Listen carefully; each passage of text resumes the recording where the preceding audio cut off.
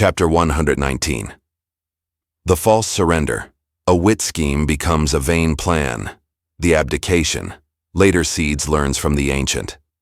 Asked to say what was the best plan to secure the arrest of Deng Ai, Jiang Wei said, "Send Wei Guan. If Deng Ai tries to kill Wei Guan, he will manifest the desire of his heart. Then you can destroy him as a traitor." Hence Wei Guan was sent, with some 30 men to effect the arrest.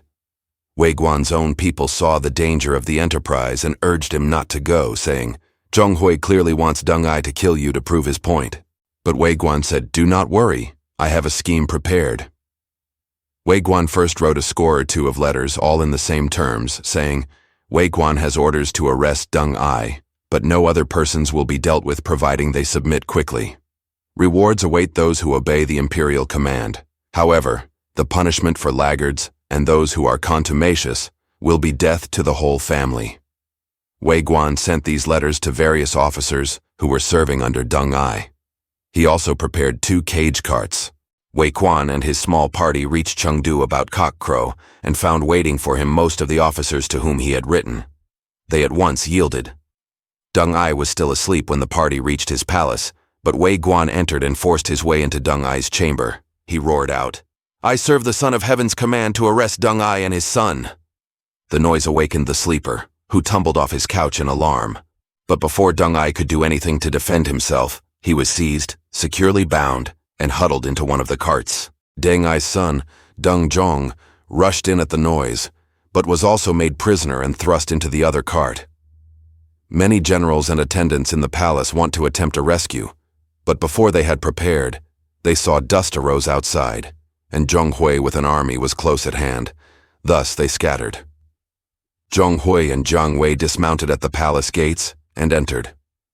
Zhong Hui, seeing both the Deng's prisoners, struck the elder about the head and face with his whip and insulted him, saying, "Vile cattle breeder, how dare you have your own scheme?" Nor was Jiang Wei backward. "You fool, see what your good luck has brought you today," cried he, and Deng Ai replied in kind. Zhong Hui at once sent off both the prisoners to Luoyang and then entered Chengdu in state. He added all Deng Ai's army to his own forces, so that he became very formidable. "Today I have attained the one desire of my life," cried Zhong Hui. Jiang Wei replied, "At the beginning of Han Xin hearkened not to Kuai Tong to establish his own kingdom, and so blundered into trouble at the Weiyang Palace, where he met his fate. In Yue, High Minister Wen Zhong would not follow Fan Li into retirement on the lakes, and so fell victim to a sword. No one would say these two, Han Xin and Wen Zhong, were not brilliant, but they did not scent danger early enough. Now, sir, your merit is great, and your prestige overwhelming that of your prince. But why do you risk future dangers? Why not sail off in a boat leaving no trace of your going? Why not go to Imei Mountain and wander free with Master Red Pine?" Zhong Hui smiled. "I do not think your advice much to the point. I am a young man, not 40 yet, and think rather of going on than halting. I could not take up a do-nothing hermit's life. If you do not, then take heed and prepare for dangers. Think out a careful course, as you are well able to do. You need not trouble any old fool for advice." Zhong Hui laughed loud and rubbed his hands together with glee. "How well you know my thoughts, my friend," said Zhong Hui. They two became absorbed in the plans for their grand scheme. But Jiang Wei wrote a secret letter to the latter ruler, saying, "I pray your majesty be patient and put up with humiliations for a season, for Jiang Wei, your humble servant, will have the country restored in good time. The sun and moon are all the more glorious when they burst through the dark clouds. The house of Han is not yet done." While Zhong Hui and Jiang Wei were planning how best to outwit each other, but both being against Wei, there suddenly arrived a letter from Sima Zhao. "I am at Chang'an with an army, lest there should be any difficulty in disposing of Deng Ai. I need you to come to discuss state affairs." Zhong Hui divined the real purport at once. "He suspects," said Zhong Hui. "He knows quite well that my army outnumbers that of Deng Ai many times, and I could do what he wishes easily. There is more than that in his coming." He consulted Jiang Wei, who said, "When the prince suspects a minister, that minister dies. Have we not seen Deng Ai?" "This decides me," replied Zhonghui. "Success, and the empire is mine. Failure, and I go west into Shu to be another Liu Bei, but without his mistakes," Jiang Wei said.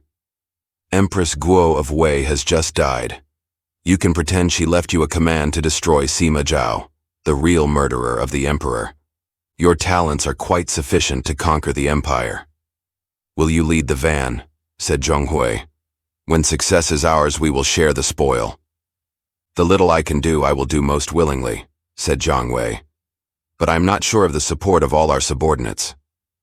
Tomorrow is the 15th day of the month. A feast of lanterns will be held. We can gather in the palace for the congratulations. There will be grand illuminations, and we will prepare a banquet for the officers, whereat we can kill all those who will not follow us." At this, the heart of Jiang Wei leapt with joy. Invitations were sent out in the joint names of the two conspirators, and the feast began. After several courses, suddenly Zhonghui lifted his cup and broke into wailing. Everyone asked what was the cause of this grief, and Zhonghui replied, "The empress has just died, but before her death she gave me an edict, which is here, recounting the crimes of Sima Zhao and charging him with aiming at the throne. I am commissioned to destroy him, and you all must join me in the task." The guests stared at each other in amazement, but no one uttered a word. Then the host suddenly drew his sword, crying, "Here is death for those who oppose."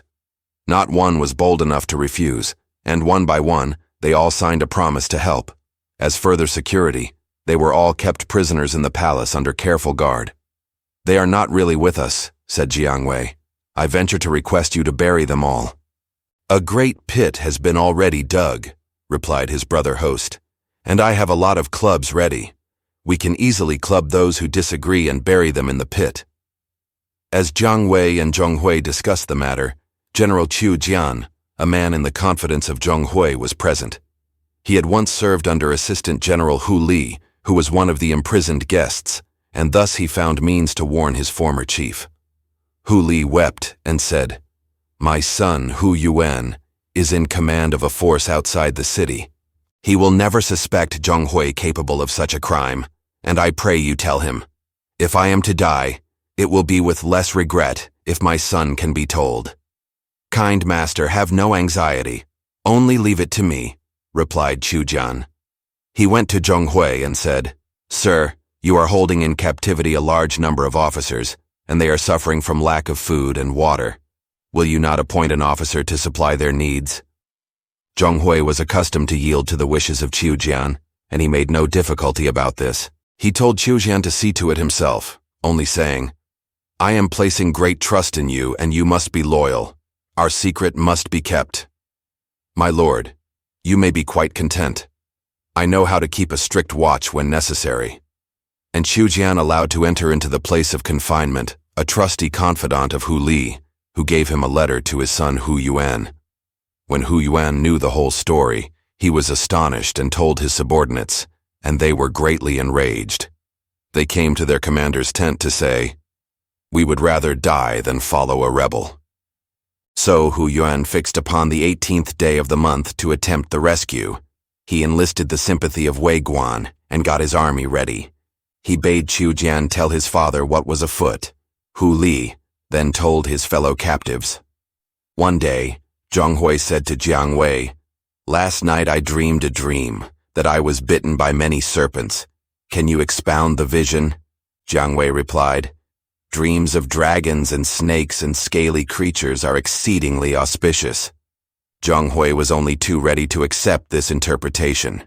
Then he told Jiang Wei that all was ready, and they would put the crucial question to each captive. "I know they are opposed to us, and you would do well to slay them all, and that right quickly," replied Jiang Wei. "Good," replied Zhonghui. He bade Jiang Wei with several ruffians kill the Wei leaders among the captives. But just as Jiang Wei was starting to carry out these instructions, he was seized with a sudden spasm of the heart, so severe that he fainted. He was raised from the earth and in time revived. Just as he came to, a tremendous hubbub arose outside the palace. Zhonghui at once sent to inquire what was afoot, but the noise waxed louder and louder, sounding like the rush of a multitude. "The officers must be raging," said Zhonghui. "We would best slay them at once." But they told him, "The outside soldiers are in the palace." Zhonghui bade them close the doors of the hall of audience, and he sent his own troops upon the roof to pelt the incoming soldiers with tiles. Many were slain on either side in the melee. Then a fire broke out. The assailants broke open the doors. Zhonghui faced them and slew a few, but others shot at him with flights of arrows, and he fell and died. They hacked off his head. Zhang Wei ran to and fro, slaying all he met, till another heart spasm seized him. "Failed," he shrieked, "but it is the will of heaven." He put an end to his own life. He was 59. Many hundreds were slain within the forbidden city. Wei Guan presently ordered that the soldiers were to be led back to their various camps to await the orders of the Duke of Jin. The soldiers of Wei, burning for revenge of his many invasions, hacked the dead body of Zhang Wei to pieces. They found his gallbladder extraordinarily large as a hen's egg. They also seized and slew all the family of the dead leader.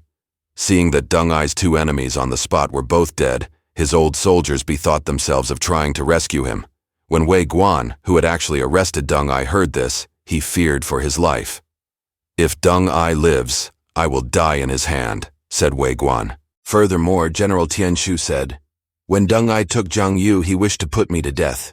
It was only at the prayer of my friends that he let me off. May I not have my revenge now?" So Wei Guan gave order.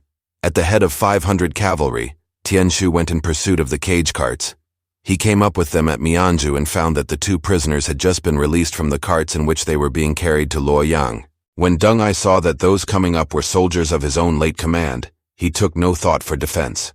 Nor did Tian Shu waste time in preliminaries. He went up to where Deng Ai was standing and cut him down. His soldiers fell upon the son, Deng Zhong, and slew him also, and thus father and son met death in the same place. A poem, pitying Deng Ai, was written. While yet a boy, Deng Ai loved to sketch and plan.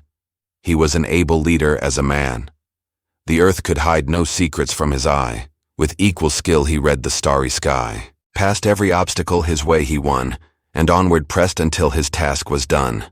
But foulest murder closed a great career. His spirit ranges now a larger sphere. A poem was also composed in pity for Zhonghui. Of mother wit, Zhonghui had no scanty share, and in due time at court did office bear. His subtle plans shook Sima Zhao's hold on power. He was well named the Zhuge Liang of the hour. Shuchun and Saber Pass ramparts straight fell down when he attacked, and he won great renown. Ambition beckoned, he would forward press. His spirit homeward wandered, bodiless. Another poem, in pity of Zhang Wei, runs. Tian Shui boasts of a hero. Talent came forth from Shizhu. Lu Wang fathered his spirit. Zhuge Liang tutored his mind. Valiant he ever pressed forward, nor had a thought of returning.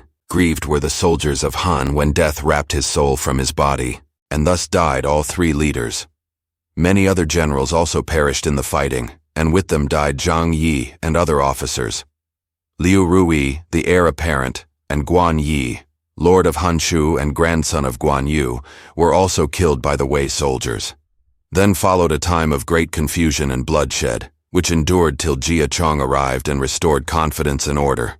Jia Chong set Wei Guan over the city of Chengdu and sent the captive latter ruler to Luoyang. A few officers, Fan Jian, Zhang Shao, Cao Zhou, and Xi Zheng, accompanied the deposed emperor on this degrading journey. Liao Hua and Dong Jue made illness an excuse not to go. They died of grief soon after. At this time, the year style of Wei was changed from wonderful beginning, the 5th year, to great glory, the 1st year, AD 264. In the 3rd month of this year, since nothing could be done to assist Shu to recover its independence, the troops of Wu under Ding Feng were withdrawn and returned to their own land. Now Secretary Hua Jiao sent up a memorial to Sun Shu, the ruler of Wu, saying, "Wu and Shu were as close as are one's lips to one's teeth, and when the lips are gone, the teeth are cold. Without doubt, Sima Zhao will now turn his thoughts to attacking us, and your majesty must realize the danger and prepare to meet it." Sun Shu knew that he spoke truly, So he set Liu Kang, son of the late leader Lu Xun, over the army of Jingzhou and the river ports, with the title General who guards the East. Sun Yin was sent to Nanshu, and Ding Feng was ordered to set up several hundred garrisons along the riverbanks. In Shu, when Huo Yi, governor of Jianing, heard that Chengdu had been taken, he dressed himself in white and wailed during 3 days, facing west toward the capital. Now that the capital has fallen, and the ruler of Shu is a captive, it would be well to surrender, said his officers. Huo Yi replied, There is a hindrance. I know not how fares our lord, whether he is in comfort or in misery. If his captors treat him generously, then will I yield, but perhaps they will put him to shame, and when the prince is shamed, the minister dies. So certain persons were sent to Luoyang to find out how fared the latter ruler.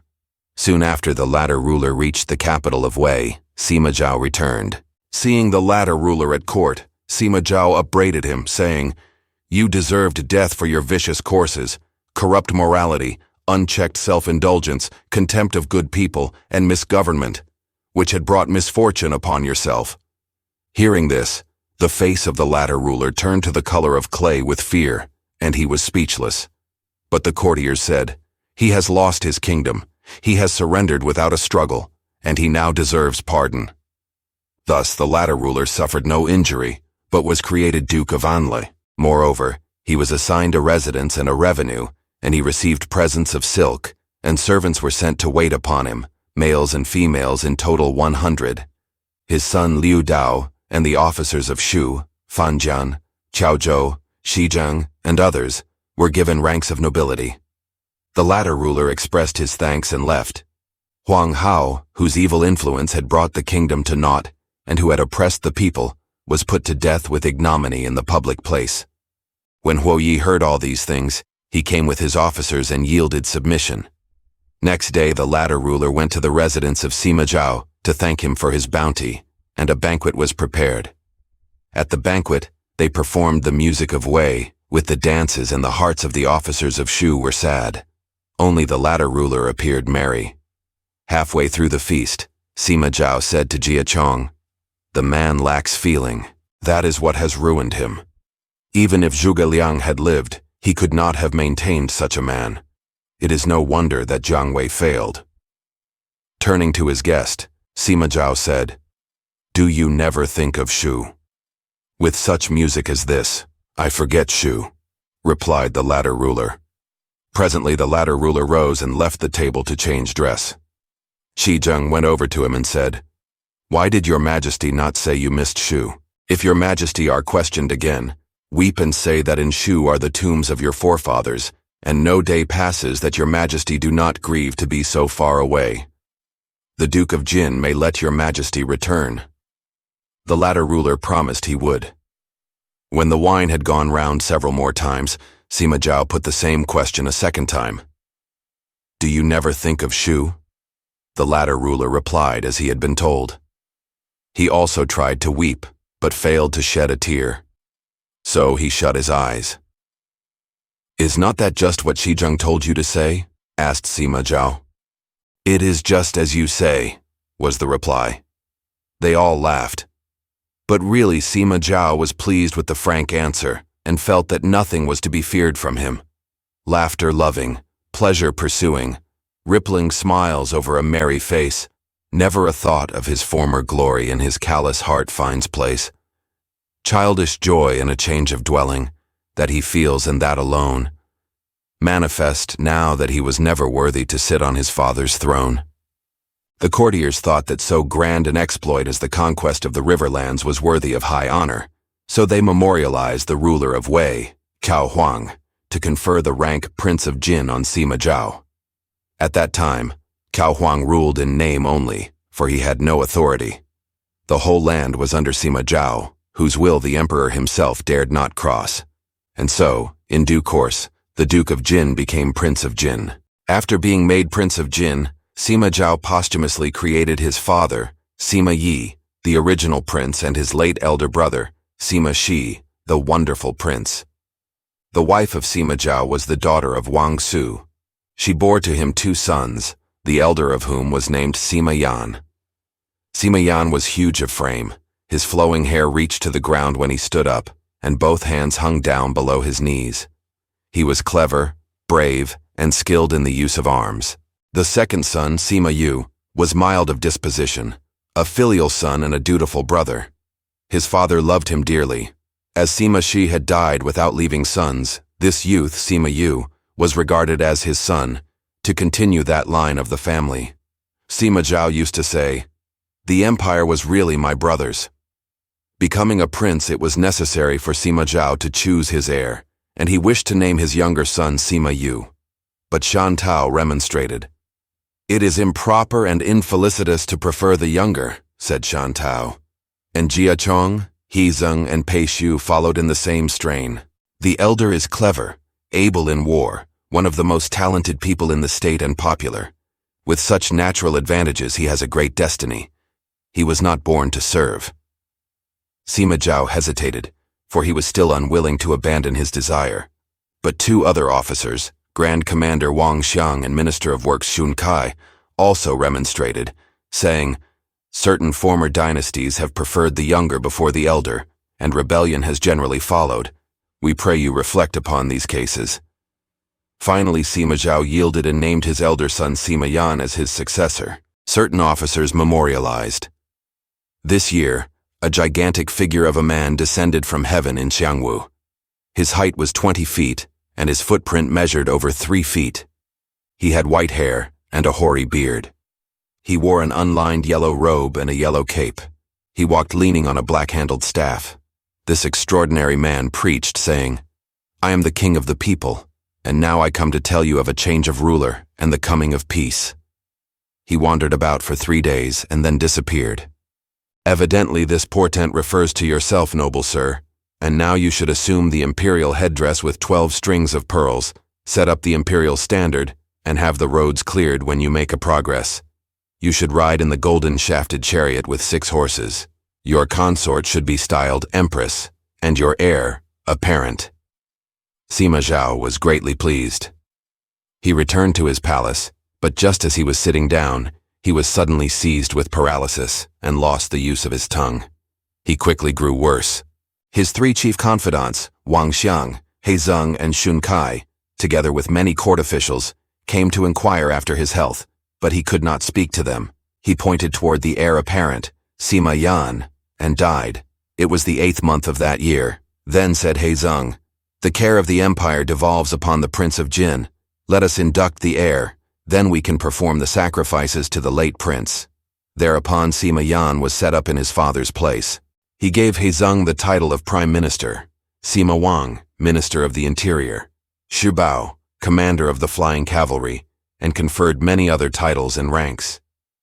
The posthumous title of the Scholar Prince was conferred upon his late father.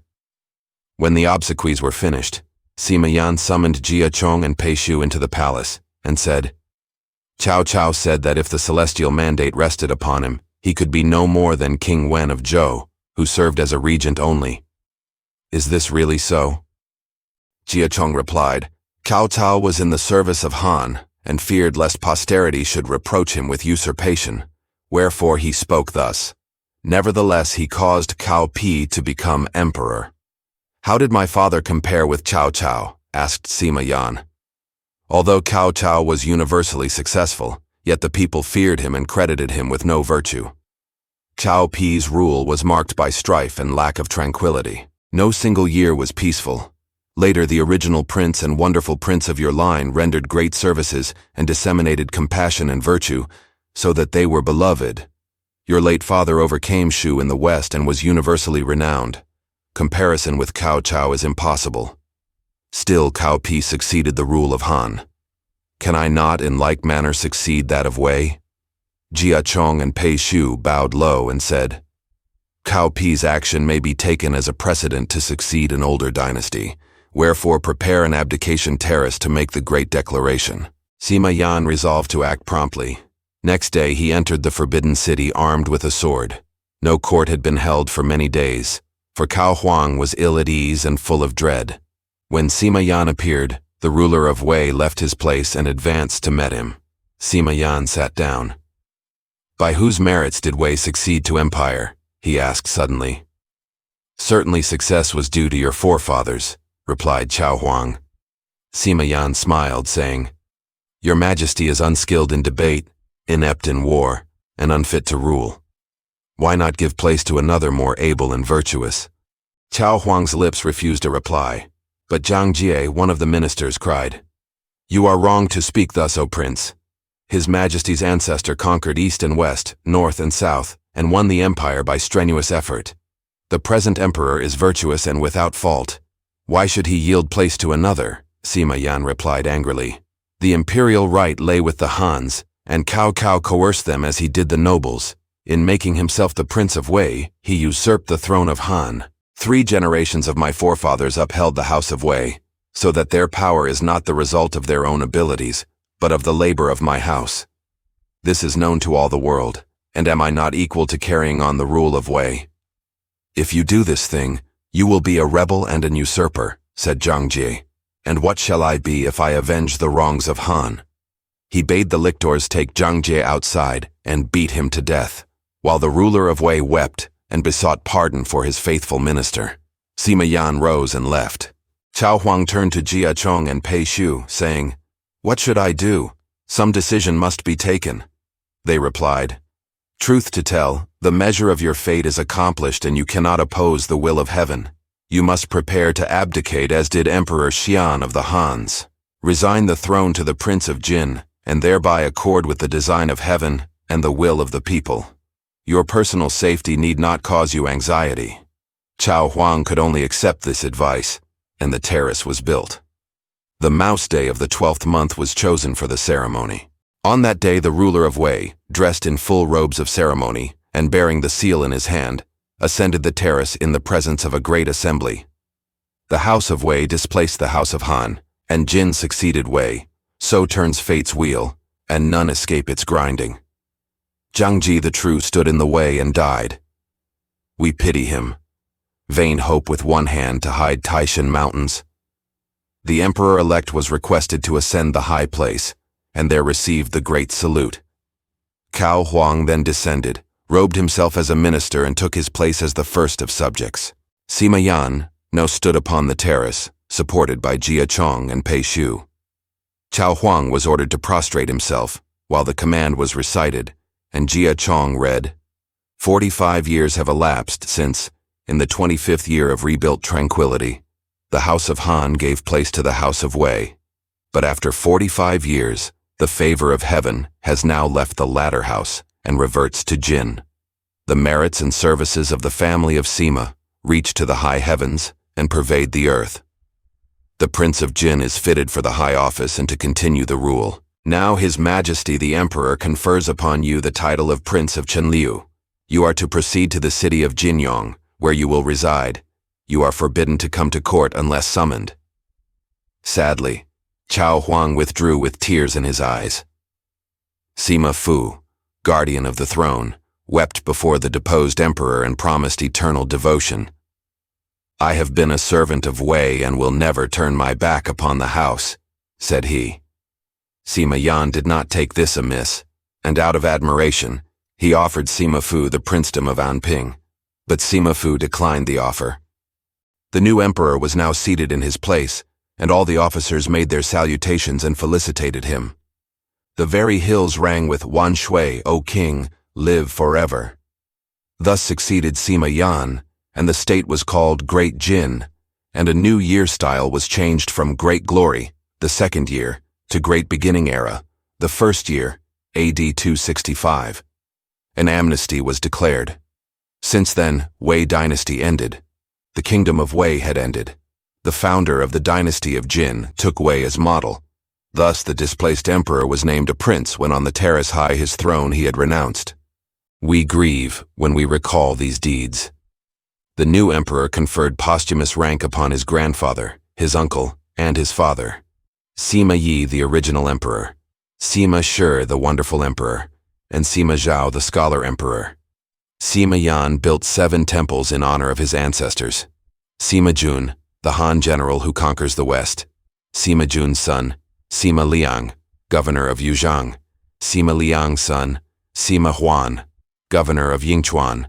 Sima Huan's son, Sima Fang, governor of Jingzhou, Sima Fang's son, Sima Yi, the original emperor, and Sima Yi's sons, Sima Shi the wonderful emperor, and Sima Zhao the scholar emperor. All these things being accomplished, courts were held daily, and the one subject of discussion was the subjugation of Wu. The story of the attack upon Wu will be told next. Thanks for watching. Please like the video and subscribe to the channel for more excellent content.